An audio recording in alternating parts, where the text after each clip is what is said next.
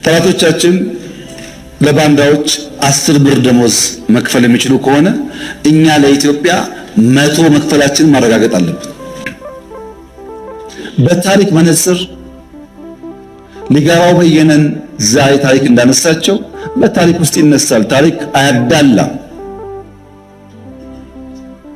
ምን አይነት የፖለቲካል ስብዕና ነው የተገነባ ያለው ያላችሁኝ እንደሆነ ፈረንጆች ዴማጎግ ይሉታል።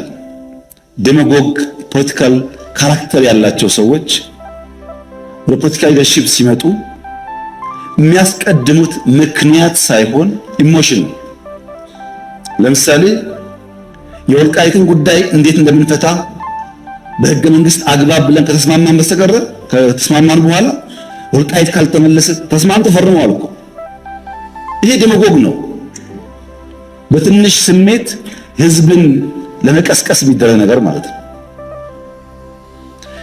ዴማጎጊ ቀላል መፍትሄ የሚፈልገው ዘላቂ መፍትሄ ላይ አያተኩርም። ቀላል መፍትሄ መፈክር በመፈክር ለውጥ ይመጣ ኖሮ ባለፉት 50 ዓመታት እንደ ኢትዮጵያ መፈክር አውጪ እኮ አልነበረም። በመፈክር አይደለም ለውጥ የሚመጣው። ይሄ ዴማጎጊ አደገኛ ነገር ነው። ተቋም ማፍረስ፣ ከፋፋይ ሐሳቦች፣ ትረስት ማጥፋት የመሳሰሉ የዴማጎግ ካራክተር ያላቸው ፖለቲካል ፐርሰኔል የሚከተሉት መንገድ ነው ኢትዮጵያ ውስጥ ያለውን ጉዳይ እያፋፋመ ያለው። በዘላቂነት ድል ያመጣሉ ወይ? በፍጹም። ለምን? ፕራግማቲስት አይደሉም።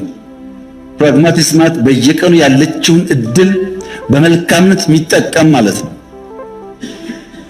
ለምሳሌ ቅድም አንድ ወንድሜ ሲያነሱ የሚሰራው ቤት ለሀብታም ብቻ ነው አሉ። እኔ ያዋሪ የሰራሁት ለሀብታም ነው። ይሄ ዴማጎግ ነው። እፍታ መውሰድ ነው። ፋክት አይደለም። መጥፎ ባህሪ ነው። ባይዘው ፋክትን እውነትን ዲናይ ማለት ጥሩ አይደለም። አርሶ አደር ይቀየር ብለን በየመንደሩ ያያችሁ በቲቪ የሰራነው ቤት የሚባል ያልነበራቸው ሰዎች ሽንት ቤትና ቤት ሶፋ ቲቪ ነው ማድረግ ለሀብታም አይደለም። ስንት ሀብታም ኢትዮጵያ ያለና ነው።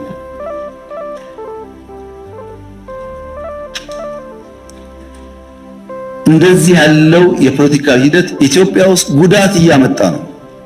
ለምሳሌ ሸኔ ምን አለ? እኛን እነዚህ አህዳውያን ናቸው፣ እነዚህ ሚሊካውያን ናቸው፣ እነዚህ ምናምን ናቸው፣ ከነዚህ ጋር ትግል ትክክል አይደለም ብሎ ጫካ ገባ። እኛ ዩኒቲ ፓርክ ስናስመርቅ ዩኒቲ ፓርክ ማስመረቅ ወንጀል ነው ብለው አሁን ዛሬ ከእንትና ጋር ሰርግና ምላሽ። ታዲያ እንደዚህ ከሆነ እኛ ለምን ተከሰስን? ደፍታ ነው። ትናንትና ምን ብዬ ነበር፣ ምን ሰርቼ ነበር፣ የት ጋር ቆሜ ነበር የሚል ነገር አይታይም። ሰው የዕለት ዕለቷን ብቻ ስለሚያይ ማለት ነው። ይሄ ዴማጎጊ የተጠናወተን ያለ ባህሪ የኢትዮጵያን ፖለቲካ በከፍተኛ ደረጃ የሚያዛባና ጉዳት የሚያመጣ ነው። የኛ ምርጫ በዘላቂነት ነገን በሚፈውስ ጉዳይ ላይ ማተኮር ነው። ለዚህ አንደኛው መፍትሄ የማድረግ አቅማችን ማሳደግ፣ የኢትዮጵያን የማድረግ አቅም ማሳደግ። በምን?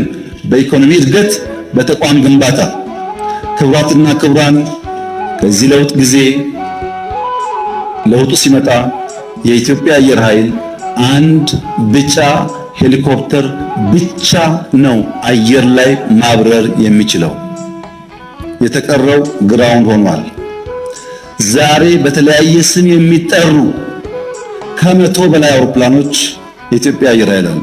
ከ100 በላይ ሰምታችኋል። ከ100 በላይ ለምንድን ነው ተቋምን ገነባ ያላችሁ እንደሆነ ባንዳው ከማቁሰል አያልፍም። ዝግጅቱ ለቁስል ሳይሆን ምሰሶ የሚገዳደሩ ኃይሎች ከመጡ ኢትዮጵያን ለማጽናትና ለማስቀጠል ነው። ስራችን እሱ ላይ ነው። ለምሳሌ ጠላቶቻችን ለባንዳዎች 10 ብር ደሞዝ መክፈል የሚችሉ ከሆነ እኛ ለኢትዮጵያ 100 መክፈላችንን ማረጋገጥ አለብን። ከነሱ የበለጠ ሀብት ካላመነጨን በስተቀር በሀብት ምክንያት፣ በሚዲያ ምክንያት፣ በዲፕሎማሲ ምክንያት ጫና ያመጣሉ። ለምሳሌ የኤርትራ መንግስት የኢትዮጵያ መንግስት የውስጥ ጉዳዩን መፍታት ሳይችል ቀርቶ የቀይ ባህር ጉዳይ ያነሳል ብሎ ይከሳል። የውስጥ ጉዳያችን ላይ ሽንኩርት ከታፊው፣ በርበሬ አቅራቢው፣ አማሳዩ ተቀምጦ ሳለ ውስጥና ውጭ የሚለው ጉዳይ እንዴት ይሆናል? መብቃት ነው መፍትሄው። አሁን ለዚህ ምክር ቤት ማረጋገጥ የምፈልገው ኢትዮጵያን መጉዳት የሚፈልጉ ኃይሎች አሉ። ገንዘብ ፋይናንስ ያደርጋሉ። እመኑኝ ግን ኢትዮጵያን አይችሏትም። አልፈናል ከሱ።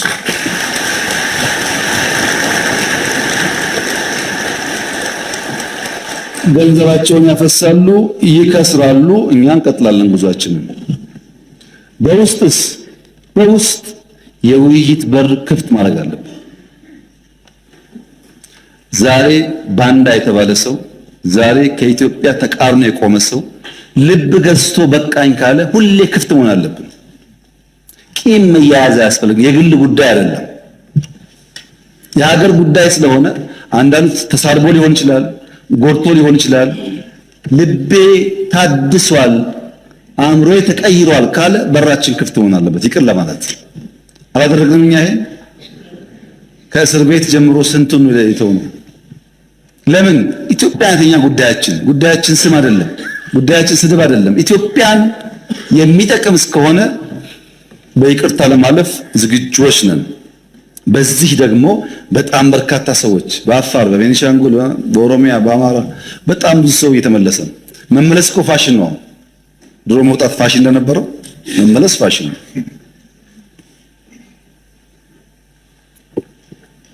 ማንም ሰው ለሰላም ዝግጁ እስከሆነ ድረስ ለመወያየትና ለይቅርታ ዝግጁ መሆን ያስፈልጋል። ለኢትዮጵያ ሲባል የግል ስሜትን ወደ ጎን ትቶ ማለት ነው።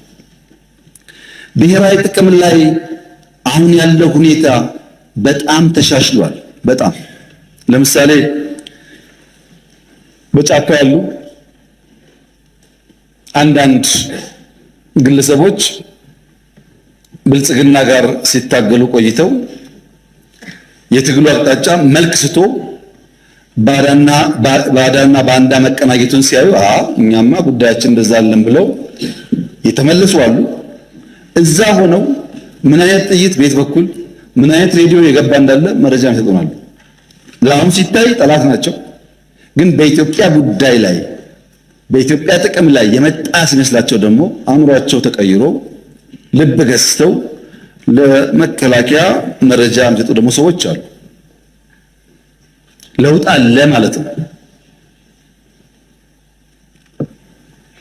የሚደንቀው ነገር በኢትዮጵያ ጉዳይ ላይ የማይደራደረው በአማራ አካባቢ በኦሮሚያ አካባቢ ያለው ብቻ አይደለም።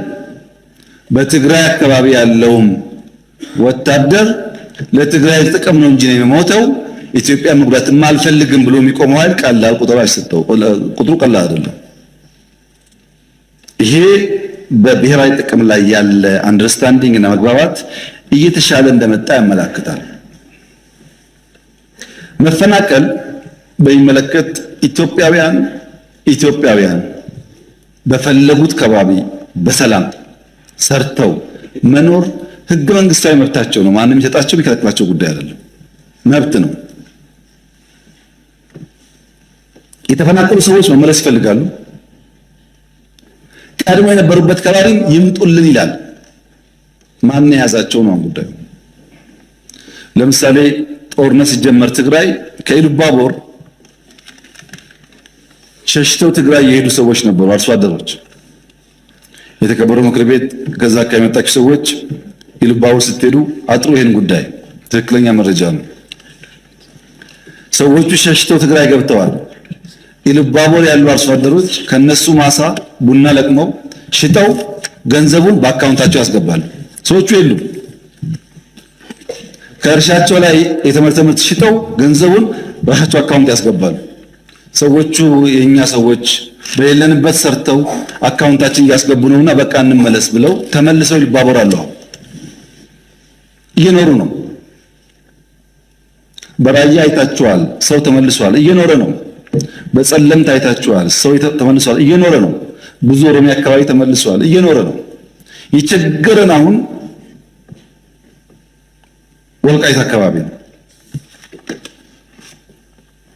ሊፈታ ያልቻለው ጉዳይ ልክ ገበሬ ዘር ዘርቶ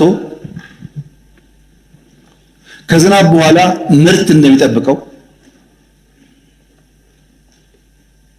አምኖ ዘር ዘርቶ ከሆነ ወራት በኋላ የተሻለ ያፍራል ብሎ እንደሚጠብቀው ስደት፣ መፈናቀል፣ ስቃይ ዘርተው ከሌሎች ኃይል እርዳታ የሚጠብቁ ሰዎች አሉ። ስቃይ ዘርተው፣ መከራ ዘርተው፣ ችግር ዘርተው የተፈናቀልን አትሄድም ብለው ይዘው ማለት ነው። ተፈናቃይ ያልተመለሰበት አካባቢ ሰው እንዳይመለስ ለፈለገ ሳይሆን ሰዎቹ መመለስ ስለማይፈልጉ ሳይሆን ተፈናቃይን መያዣ ያደረገ ፖለቲካ ኢትዮጵያ ውስጥ በመኖሩ ነው። ልክ መንገድ ላይ ስትሄዱ የኔ ቢጤዎች ልጆቻቸውን መለመኛ እንደሚያደርጉት ልጆቻቸውን ታቅፈው ይለምኗቸዋል። ብር ስጣቸው፣ ልጃቸውን ተቀበል ተቀበይ ይላሉ። ከተቀበሉና ከሄዱ በኋላ ወዲያው ይቀበሏቸዋል። ታውቃላችሁ፣ የነሱ ስራ ከሰጪው ተቀብሎ ማቀበል ብቻ ነው። ያ ገንዘብ ምን ላይ እንደሚውል አይወስኑም። የኔ ቢጤዎች ልጆቻቸውን መለመኛ እንደሚያደርጉት አንዳንድ ፓርቲዎች ተፈናቃይን የራስ ህልውና ማቆያ ያደርጓቸዋል። ይህን ለማሻሻል ብዙ ሙከራ ተደርጓል። ብዙ ስራ ተሰርቷል። የወልቃይት አካባቢ ነዋሪዎች ከትግራይ የሚፈናቀሉ፣ ከወልቂጤ የሚፈናቀሉ፣ ከአሶሳ የሚፈናቀሉ ወልቃይት በሰላማዊ መንገድ መኖር 100% መብታቸው ነው። ይሄ የፌዴራል መንግስት በጽኑ የሚያምነው ጉዳይ ነው። ነገር ግን ወልቃይትን በሚመለከት ሁላችሁም ታውቃላችሁ፣ ሚስጥር አይደለም። የይገባኛል ጥያቄ በአማራና በትግራይ ክልል ለረጅም ጊዜ ቆይቷል። ሁለቱም ክልሎች ማስረጃ አስደግፈው ተቀባይነት ይኖረው ማይኖረው ይሄ ቦታ ይገባኛል ይላሉ። ፌዴራል መንግስት እያለ ያለው ሰው አይፈናቀል፣ ባለበት ይመለስ፣ ራሱን ያስተዳድር፣ ራሱ ይወስነው ነው። አንድ ሰው እዚህ ተቀምጦ ከሚወስን በሪፈረንደም በህጉ አግባብ ይወሰን ነው። ለምን ማን መወሰን ይችላል? አሁን በዛ ህዝብ ህልውናና መሻት ላይ ማን ከእናንተ መካከል መወሰን ይችላል? ራሱ ህዝቡ ቤቱ ገብቶ በሰላም ኖሮ እኔ ልተዳደር የሚገባኝ እዚህ ወይም እዚያ ነው ካላለ በቀር የትኛው ባለስልጣን ነው በቃ የሚገባህ እዚህ ነው ብሎ መወሰን የሚችለው? ይሄው ባለፉት ዓመታት በዚህ ምክንያት የወልቃይት ህዝብ እንደ የትኛውም ኢትዮጵያዊ የሚገባውን በጀት ማግኘት ሲገባው፣ ትምህርት መደገፍ ሲገባው፣ ጤና መደገፍ ሲገባው ፌዴራል መንግስት ማገዝ የሚገባውን ነገር ሳያግዘው እንዲቆይ ያደረገው ጉዳይ ይሄ ጉዳይ በሰላም ሊፈታ ይሻላል፣ ሁለት ወንድማማች ህዝብ በሚያባላ መንገድ ሊፈታ አይገባውም ከሚል ጽኑ እምነት ነው። እኔ አልወስንም የወልቃይትን ጉዳይ፣ ተስፋ አደርጋለሁ እናንተም አትወስኑም። የሚወስነው የዛ አካባቢ ህዝብ ነው። ለዚያ ፓርቲዎች አስቻይ ነገር መፍጠር የሚጠበቅባቸው ይመስለኛል። ነገር ግን ከትግራይ ሰው ተፈናቅሎ አማራ ክልል፣ ኦሮሚያ፣ አዲስ አበባ አይኖርም ወይ ያላችሁኝ እንደሆነ በትግራይ ውጊያ የተሳተፉ ወታደሮች የትግራይ ህዝብ አይደለም የተሳተፉ ወታደሮች አሁን ጫካ ብትሄዱ ስራ ላይ ናቸው፣ ፕሮጀክት ይሰራሉ። ወታደሮች አዲስ አበባ ውስጥ ሞልተዋል፣ አርባ ምንጭ ሞልተዋል፣ ሐዋሳ ሞልተዋል። ሀገራቸው ነው። በሌላውም አካባቢ ይሄ የአጭር ጊዜ ድልን ታሳቢ ያደረገ በዘላቂነት ህዝብ የሚጎዳ ነገር ማድረግ ተገቢ አይመስለኝም። በእኛ በኩል የወልቃይት አካባቢ ነዋሪዎች የተፈናቀሉ ዛሬ ከሰዓት እንኳን ቢመጡ እንቀበላቸዋለን። የኢትዮጵያ መንግስት አቅም በፈቀደ መጠን ኑሯቸው እንዲመቻች እናግዛለን። ጸለምት እንደሆነው፣ ራያ እንደሆነው፣ አዲስ አበባ እንደሆነው፣ ኢሉባቦር እንደሆነው እናደርጋለን። ሌላ ጉዳይ ግን በህዝበ ውሳኔ ሊፈታ ይገባዋል። ይሄ ዲሞክራሲያዊ አካሄድ ብቻ ሳይሆን ህገ መንግስታዊ ነው። ህገ መንግስቱ ባለበት ሁኔታ ውስጥ ያንን ጥሶ መወሰን ለአንዳንዶቻችን የሚቻለን አይመስለኝም። በዚህ አግባብ ቢታይ መልካም ነው። ፕሪቶሪያ ፍቱን መድኃኒት ነው። ቅድም እንዳልኩት አሸንፈን ሰላሙ ይሻላል ብለን ነው የተፈራረምነው። ፕሪቶሪያ ፕራይመርሊ ለፌዴራል መንግስት የሰጠው ግዴታ መብራት፣ ቴሌኮም፣ አየር፣ በጀት ድጋፍ፣ ባንክ፣ ሰርቪስ ትግራይ ይፈጠር ነው። 100% መልሰናል። 100% ከዛ በላይ በዛ ሳይድ የታጠቀ ይፍታ፣ የተፈናቀለ ይመለስ ነው። ከፊሉ መጥቷል፣ ከፊል ይቀራል። አሁንም እዛ ላለው ኃይል የኔ መልእክት ህዝቡ ወደ ቤቱ ይግባ፣ ወደ ቀዬ ይግባ፣ ስራውን ይስራ። እኛ ፖለቲካሊ እንጨቃጨቅ ስለ ቀለሙ ጉዳይ ህዝብ እያሰቃየን አይሁን የሚል ነው። ትግራይ አንጻራዊ ሰላም አለ። እንደምታስታውሱት ከህዝብ ጋር ውይይት አድርጌያለሁ። እኔ ከተለያዩ ወረዳ መጥቶ ተወያይተዋል። የሀገር ሽማግሌዎች፣ የፖለቲካ ሰዎች ብዙ ስብሰባ አድርጌያለሁ። የትግራይ ህዝብ ሰላም፣ ልማት ይፈልጋል። የትግራይ ህዝብ አሁን ካለበት ውጥንቅጥና አረንቋ የሚያወጣው እንደ ሌሎች አካባቢዎች ራሱ ተግቶ ለፍቶ መልማት ይፈልጋል። የትግራይ ህዝብ ከሌሎች ወንድም ኢትዮጵያውያን ጋር በሰላም መኖር ይፈልጋል። ታዲያ ችግሩ ምንድነው ያላችሁ እንደሆነ ይሄ ስልጡን ፖለቲካ የሚያቅ የታገለ ያታገለ ህዝብ መድረክ እንጂ ተዋናይ መሆን አልቻለም። በፖለቲካ አውድ ውስጥ መድረክ እንጂ ተዋናይ መሆን አልቻለም። መድረክ ይጫወቱበታል እንጂ አይጫወትም። የትግራይ ህዝብ ከመድረክነት ወጥቶ የፖለቲካ ተዋናይ ለመሆን ራሱን በአዲስ ቲንኪንግ መቃኘት አለበት። ሁል ጊዜ በአንድ አይነት አስተሳሰብ የምንቆይ ከሆነ ብዙ ነገር ልውስጥ እናደርጋለን። ድሮ አባባል ነው፣ አሁን ግን ይታያል እኮ። መቀሌ ባለፉት 3 ዓመታት እንደ አዲስ አበባ፣ እንደ ባህር ዳር፣ እንደ ድሬዳዋ፣ እንደ ጅጅጋ ተሰርታ ቢሆን ምን እንደምታስቡት? ሁሉም እኩል ገቢ ያለው፣ እኩል ድጋፍ አለው። ሐሳብ ከሌለ ግን፣ ጊዜ ካልሰጠን ግን ልማት አይሰራም። እና የትግራይ ህዝብ በቀጣይነት የፖለቲካ መድረክ ሳይሆን ተዋናይ እንዲሆን መደገፍ ያለበት ይመስለኛል። በትግራይ ውስጥ ከአንድ በላይ የፖለቲካ ፓርቲዎች አሉ። 5፣ 6፣ 10 ፓርቲዎች አሉ። ችግር የሆነው አብዛኛዎቹ የትግራይ ፖለቲካ ፓርቲዎች ያሉበትን ደረጃ ማሻሻል አልቻሉም። የትግራይ የፖለቲካ ኃይሎች የአጃቢ ተዋንያን ሚና እንጂ የመሪ ተዋንያን ሚና መጫወት አልቻሉም። አንድ ቲያትር የሚሰራ ሰው ሁል ጊዜ አጃቢ አይሆንም። 5 ዓመት ያጅብና አንድ ቀን መሪ ተዋንያን ይሆናል። መሪ ተዋንያን ወደ መሆን ካላደጉ በቀር አጃቢ ተዋንያን ሆነው ተሰብሰቡና ምርጫ ያስፈልግም ብላችሁ መግለጫ አውጡ፣ ተሰብሰቡና እንደዚህ አድርጉ ከሆነ እዛ አካባቢ ያለው ፖለቲካ እድገት ወደሚፈለገው ደረጃ አይደርስም። ህዝቡ ከመድረክነት ወደ ተዋናይነት፣ የፖለቲካ ፓርቲዎች ከአጃቢ ተዋናይነት ወደ መሪ ተዋናይነት ሲቀየሩ ግን የሰለጠነ ህዝብ፣ ፖለቲካ የሚያውቅ ህዝብ፣ ንግግር የሚያውቅ ህዝብ ስለሆነ ብዙ ጉዳይ ይቀየራል ብዬ አስባለሁ። እዛ አካባቢ ላለው ኃይል በጣም ቀለል ባለ መንገድ መልሴ አንድ አርሶ አደር በሐምሌ ዶፍ ዝናብ ብቻ ሳይሆን መብረቅ እየጣለ ዝናቡና መብረቁ ከማሳው ያላስቀረውን ገበሬ መስከረም ላይ ወፍ ጮኻለችና ወፍ ስለምትጮህ አልወጣም ወደ ማሳ አይሄድም ብሎ የሚፈራ ገበሬ አይኖርም።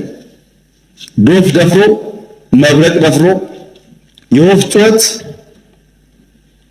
ሲሆን እንደ ሙዚቃ ያየው ይሆናል እንጂ የወፍ ጩኸትን ፈርቶ ከማሳው አይከለከልም አይቀርም። የዚህ መንግስት ታሪክ ይኸው ነው። አሁን ያለው ድምፅ እንደ ወፍ ድምፅ ነው። ዝናቡ መብረቁን አልፈነዋል።